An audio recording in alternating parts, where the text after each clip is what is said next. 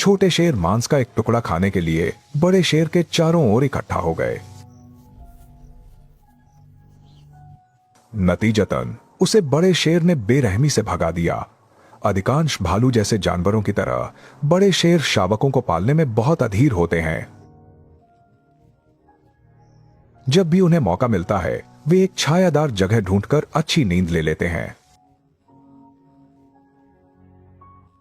झुंड में छोटे शेर पूरी तरह से अपनी मां द्वारा पाले जाते हैं। किसी भी मां के लिए शावकों को पालना बहुत मुश्किल काम है। शेरनियों के पास खुद की सफाई के लिए केवल तभी थोड़ा समय होता है जब छोटे शेर आराम कर रहे होते हैं।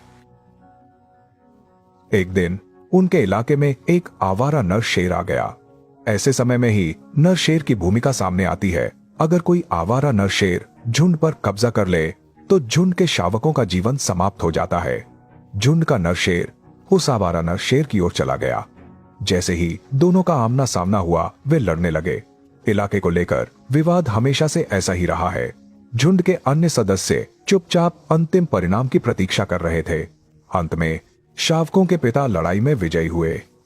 हालांकि वह घावों से भर गया था, फिर भी उसने आवारा नर शेर को भगा दिया। अब छोटे शेर कुछ समय के लिए चैन से रह सकते थे। झुंड की शेरनियों ने आज का शिकार शुरू किया।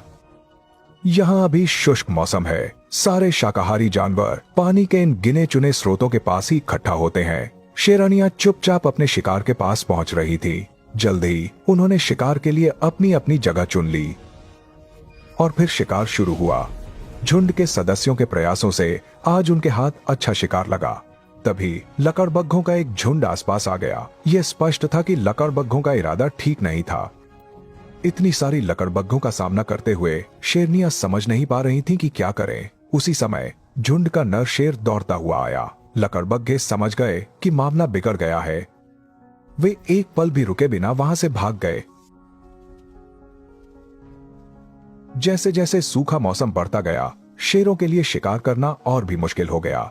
इसीलिए उन्हें बड़े जिराफों का शिकार करने का जोखिम उठाना पड़ा। अगर वे एक जिराफों का सफलतापूर्वक शिकार कर लेते तो उनकी मौजूदा मुश्किल कुछ कम हो सकती थी। दुर्भाग्य से इस जिराफ को दो शेरनियों ने पकड़ लिया। इस समय उसके लिए शेरों के चंगुल से निकलना मुश्किल था। शेरनियों को शिकार का बहुत अनुभव था। वे जानती थीं कि शिकार का संतुलन कैसे बिगाड़कर उसे नीचे गिराना है। यह सफल शिकार कुछ समय के लिए झुंड के सदस्यों का पेट भर सकता था। धीरे धीरे आसमान में काले बादल छा गए, जो इस बात का संकेत था कि बरसात का मौसम आखिरकार आ गया है। बारिश के पोषण से सूखी और कठोर वनस्पति में नई जान आ गई। छोटे शेरों ने भी सबसे कठिन समय पार कर लिया था। जब वे सफलतापूर्वक बड़े हो जाएंगे तो झुंड की ताकत और भी बढ़ जाएगी।